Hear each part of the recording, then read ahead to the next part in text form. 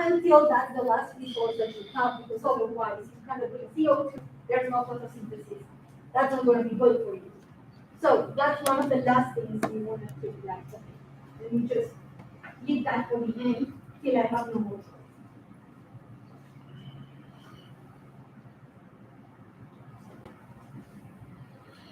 So let's talk about animals.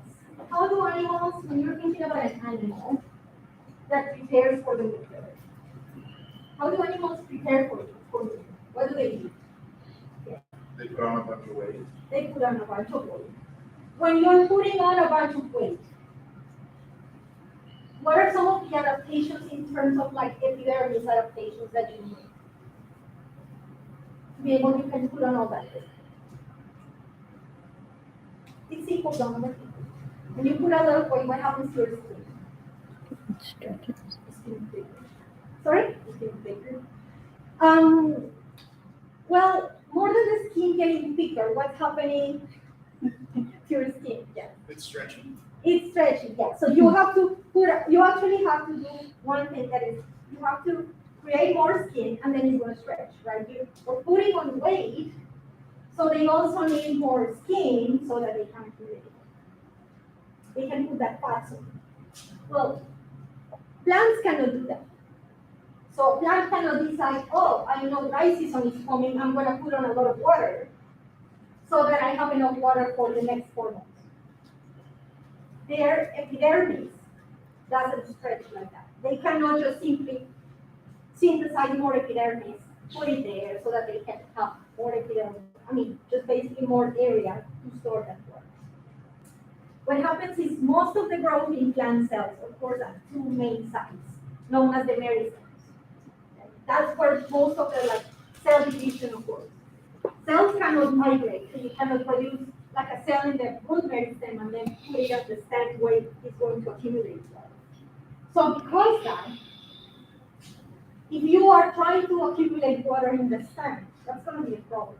They can accumulate some water, but they cannot just do it, again, I know dry season is coming, so I'm just going to put on all of this water because their epidermis cannot stretch.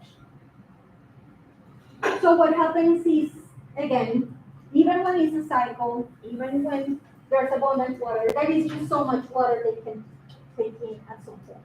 They cannot just keep it for the rest of the time. So,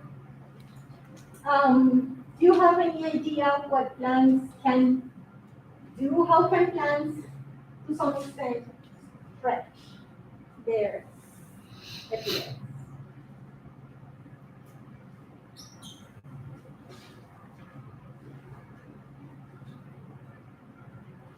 They just grow more tissue.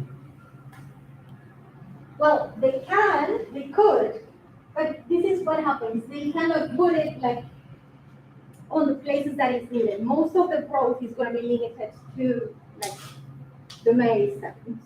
So, to some extent, they can. Yes. They produce sticky glycine type of material that stretches more than the original outside of the plant. Yeah, so you can see basically not all plants like this one can really accumulate some water. And so there are certain strategies, but one of the ways in which you cannot really, build more, plants are called skin or epidermis, is they have ribs, right? So that's to some extent something they can deal with. If you look at cacti right from the top or from the side, they have these structures in here that they can expand and be almost completely circular to accumulate as much water as they can. And then as they lose water, basically those ribs are going to contract. But that's one of the few strategies they can. Right? They cannot, because when you see you're not increasing or decreasing the amount of surface, you are the amount of surface but not the amount of cells, just by having those ribs that expand and contract. So that's strategy that in extreme environments like this one, plants can have. So that's also one of the keys. Even when there's abundant water, there is just so much water that can just accumulate it for future costs.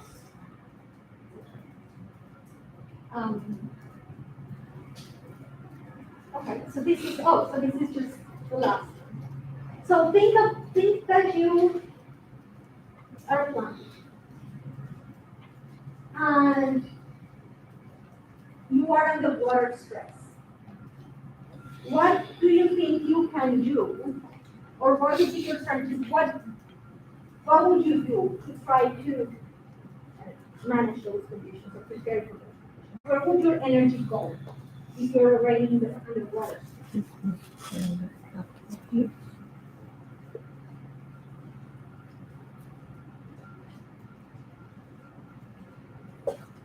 Root elongation. Root elongation, yes, correct. What else?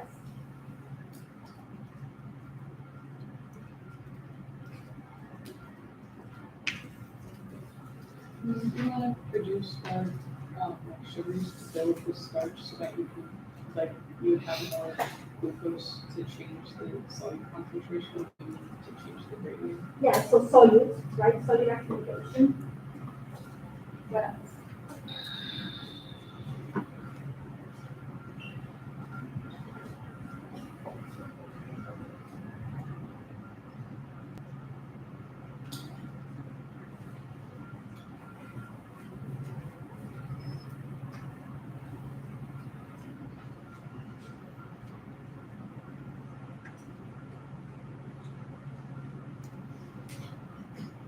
Okay, it's just going, so accumulating solutes, elongating roots, and building and strengthening the silent. So the silent, and we're gonna start talking about the silent next class when we talk about water movement. So the silent again is the structure that are those pipes that just carry the water, right?